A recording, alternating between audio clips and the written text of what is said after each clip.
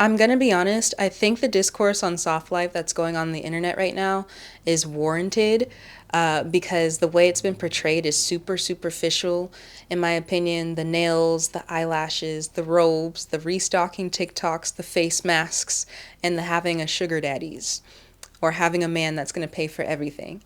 And yeah, I thought soft life was all of those things until life humbled me. Until it humbled me and it had me sad. So if you are a person who also identified with that aesthetic until life demanded something more of you, please stick around. We're going to talk about what has changed my idea of the soft life and how it's changed the way I live, heal, and protect my peace.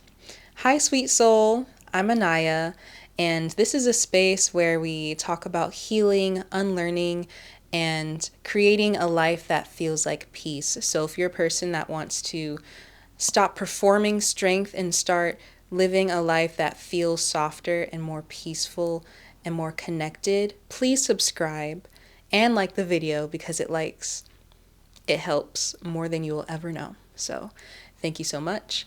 And let's get into it. So, yeah, the soft life, very superficial. When I saw it, I never thought, hey, I identify with that. Like, that is what I want my life to look like. I thought, I'm seeing it so much, it must be good and it must be bringing these people some kind of joy. And I think I need to be a part of it. I think I need that in my environment. But I came to realize so quickly that in my personal vice was buying clothes, that buying those matching two-piece sets off of Amazon, especially, didn't bring me peace. One, because the clothes were very not good quality. And you can see that what specifically for me upset me was you could see the seams kind of come apart. And buying new clothes anyway, whether it's good quality or bad quality, was not going to change the true quality of my life. A two-piece set is not going to do that. So yeah, I started searching for deeper meaning and understanding what it really means to live a soft life. And it's none of what I saw online. I wanted more peace because trying to keep up with what I saw on the internet and trying to emulate the feeling that I think people were trying to emulate through videos and showing you their collections, the overconsumption, the commodification, and capitalization of soft life and all these material things, it didn't bring anything sustainable into my life besides that dopamine of ordering something on Amazon, or now I have the new thing that everybody has. It came and it went. It came and it went, and it came and it went, and it caused so much mental burnout because when you spend your life comparing and wanting to be something that you aren't, that takes a lot of mental energy.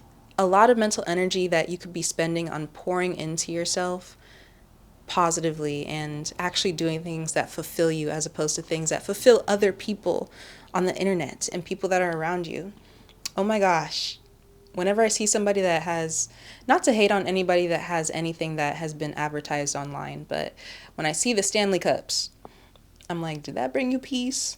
Not only when I see the Stanley Cups, when I see the Stanley Cups following every other trend that I've seen online in one person. If I see that you're a trender, I'm like that person, I wonder what's going on in their mind as far as belonging, peace, stability.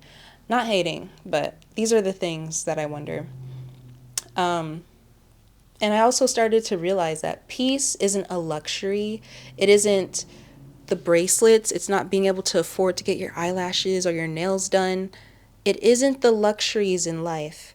Because what if one day you didn't have any of those things? The law of detachment, one of my favorite laws, and the biggest lessons that I've learned in my life have been all related to detachment. But what if everything that you've bought was stripped away from you? Who would you be? Are you attaching your identity to these items and to these materials?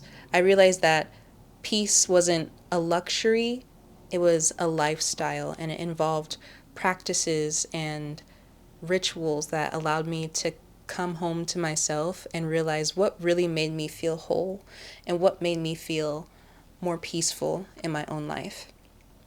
So it's more of a spiritual thing, more of a emotional thing, and it's not something that can be bought. And a couple things that helped me come back home to peace that had nothing to do with soft life aesthetics. One of them was saying no. Let's say someone makes a plan and I don't want to go.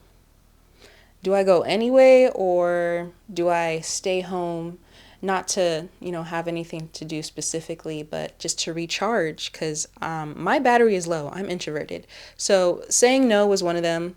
Another one was giving energy selectively to who I want to give my energy to. And a third one was waking up earlier. So as far as the giving energy one, there's certain people who can feel your vibe, and bottom line, they want some of it. They want some of your light. They want some of your energy. They want some of your good vibes, and you may or may not be in the energetic place to give it to them, because if you give it to them, they're not giving anything back. They're just taking. So I started to realize that and realize that I had a lot of energy to give, but I wanted to keep it for myself, because after I spent all day fake laughing, I think that was it. That was the biggest thing. I can't be fake laughing. Not anymore. Not anymore. It takes so much energy. So if you tell a joke and I don't laugh, it's more so for me. It's about me. It's not you. It's me. I just don't want to be exhausted. Or like engaging in long conversations with people who you just don't really like that much, or you just don't vibe with them. Common courtesies, of course, the hellos and the good mornings, but anything past that, I know I can either perform the very sociable person, or I can be myself and potentially be judged. It takes a lot more energy to perform, in my opinion, so I started taking the risk and then being who I wanted to be and risking being judged because I was more quiet than someone had expected. And yeah, so the third point, waking up earlier falls into a larger category. It's not just waking up earlier, it's preparing your life for your future self so that your future self can show up with ease and just be like, I'm glad I did that for myself. Waking up earlier allows you to maybe do your makeup that day and then you feel better. Or it allows you to have a bigger or a better breakfast so that you're energized. It's preparing. It's setting out your clothes the night before. I know they made us do it when we were kids and we're like, oh, why do I have to do that? But it helps because you wake up and you just get to wear that thing. And if you change your mind, you can change your mind. But you set that foundation of preparing so that your future self can live with ease and live with peace and not be rushing. So those are a few things that helped me create a softer life for myself, and it wasn't anything that I could buy. It was more so what I understood about myself, my energy levels, and how I cultivated my environments to give me more peace by being more prepared and setting things up the night before. But yeah, a practice that I use for when I'm slipping back into survival mode as opposed to staying in that peaceful, soft life that I'm creating for myself is I like to close my eyes and I like to scan my body. Let's say something happened.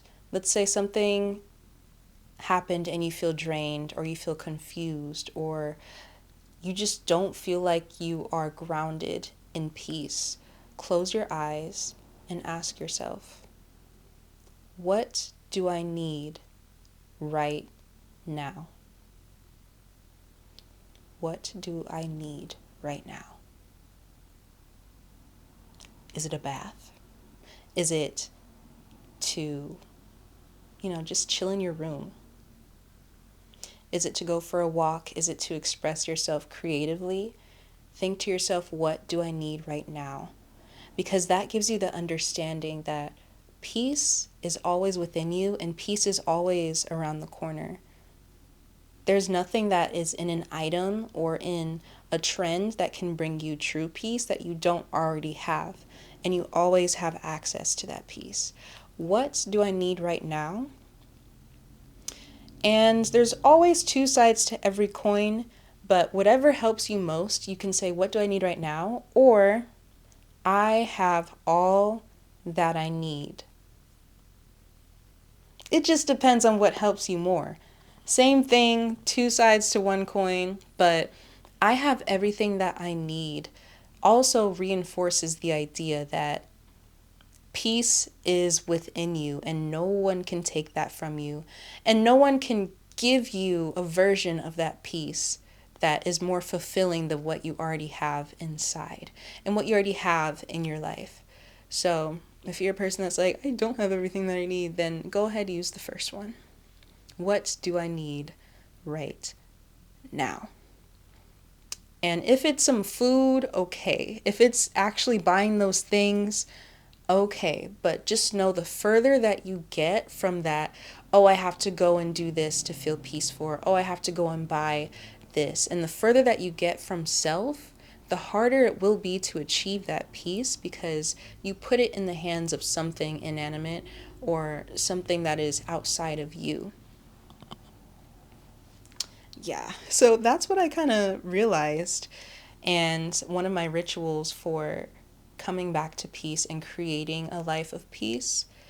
So, if you want more rituals, I do have a free peace ritual guide in the bio down below.